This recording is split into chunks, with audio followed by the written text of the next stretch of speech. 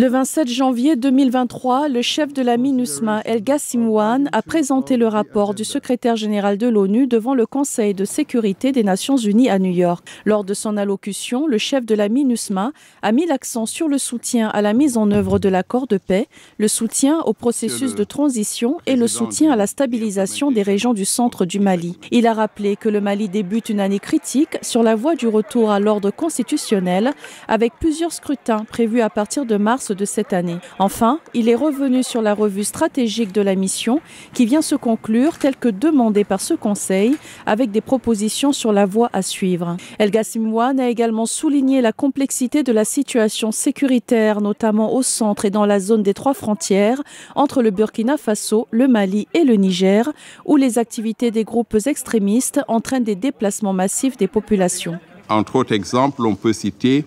le blocus du village de Tessit dans le cercle d'Ansongo au mois de décembre et les attaques qui ont été menées par des extrémistes affiliés au GNIM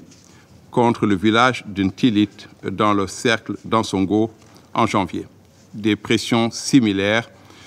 exercées par les extrémistes sur les civils ont été observées dans la région de Menaka. Dans le centre du Mali, les FAMA ont intensifié leurs efforts,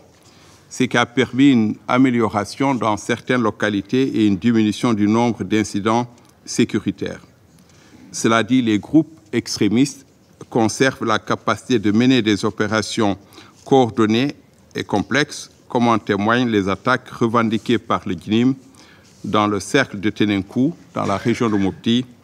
et dans le cercle de Massina, dans la région de Ségou, le 10 janvier 2023. En décembre 2022, le nombre de déplacés internes s'élevait à 412 387. Au total, ce sont près de 8,8 millions de personnes qui ont besoin d'une aide humanitaire. Face à ces défis sécuritaires et humanitaires, le chef de la MINUSMA a noté les progrès qui ont été réalisés par les casques bleus et les forces de défense et de sécurité maliennes. Au cours du dernier trimestre, la MINUSMA a continué à déployer des efforts soutenus pour protéger les civils, malgré l'environnement difficile dans lequel elle opère et les lacunes capacitaires importantes auxquelles la mission est confrontée. Et ce, évidemment, en appui et en complément aux efforts des forces de défense et de sécurité maliennes. Entre autres activités, je voudrais relever qu'à Menaka, les patrouilles de jour et de nuit se poursuivent et à Gao, de nouveaux plans sont mis en œuvre avec nos partenaires maliens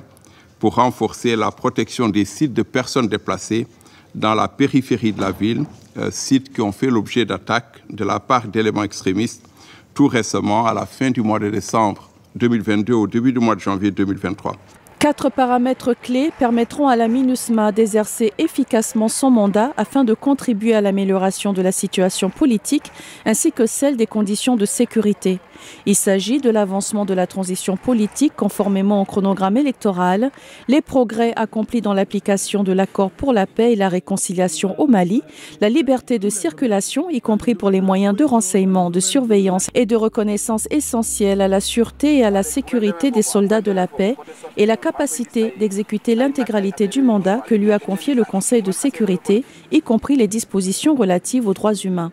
La présentation de ce rapport a été aussi l'occasion pour le chef de la MINUSMA de relever les réalisations menées par la mission d'octobre à novembre 2022.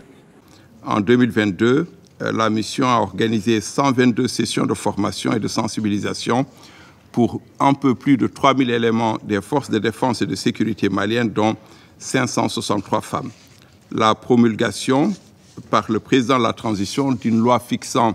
les modalités d'indemnisation des dommages résultant de violations graves des droits de l'homme est une mesure bienvenue. Il importe de s'en féliciter. Le chef de la MINUSMA a également annoncé le déploiement de moyens aériens supplémentaires provenant de l'Inde et du Bangladesh dans les villes de Tombouctou et de Gao, tandis que l'unité d'hélicoptères pakistanaise actuellement basée à Tombouctou sera transférée dans la ville de Mopti. Il a également salué la bonne collaboration avec les autorités maliennes, dont celle avec le ministre des Affaires étrangères du Mali et le haut-commissaire des Nations Unies pour les droits de l'homme, qui a permis des échanges constructifs sur la situation des droits de l'homme et les obligations du Mali en la matière.